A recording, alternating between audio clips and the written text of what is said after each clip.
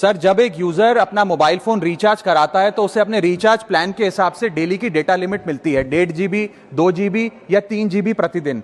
लेकिन ये डेली की डेटा लिमिट जो होती है रात 12 बजे समाप्त हो जाती है, जैसे ही दिन खत्म होता है, और ये अनयूज डेटा जो है ये फोरफिट हो जाता है, ये अगले दिन रोल ओवर या नेक्स्ट डे कैरी फॉरवर्ड नहीं होता है। कंज्यूमर से पैसा तो पूरे डेटा का लिया जाता है, लेकिन ये अनयूज डेटा, जो बचा हुआ डेटा होता है, ये एक्सपायर हो जाता है जैसे दिन समाप्त होता है। सर, फर्ज करिए कि महीने की शुरुआत में आपने अपनी गाड़ी में 20 लीटर पेट्रोल भरवाया, महीने के अंत तक 15 लीटर पेट्रोल कंज्यूम हो गया, 5 लीटर बच गया, तो क्या महीने के अंत पे पेट्रोल पंप वाला आकर आपको कहता है कि 5 लीटर पेट्रोल वापस कर दो क्योंकि उसकी वैलिडिटी समाप्त हो गई? नहीं, क्योंकि आपने पैसा पूरे 20 लीटर का दिया है। ठीक इसी तरह जितने डेटा का पैसा हमसे लिया जाता है उतना डेटा हमें यूज करने दिया जाए, वो एक्सपायर ना हो। ये हमारे मेहनत के पैसे से खरीदा गया डेटा है। और सर, चालाकी देखिए, आजकल के रिचार्ज प्लान्स में डेली की डेटा लिमिट होती है, मंथली की डेटा लिमिट नहीं होती, क्योंकि मंथली की डेटा लिमिट के अंदर मैक्सिमम डेटा की खपत का कंज्यूम करने की प्रोबेबिलिटी यानी कि संभावना ज्यादा होती है। एक महीने के भीतर या मान लीजिए 4-7 दिन कोई व्यक्ति व्यस्त है या बीमार है,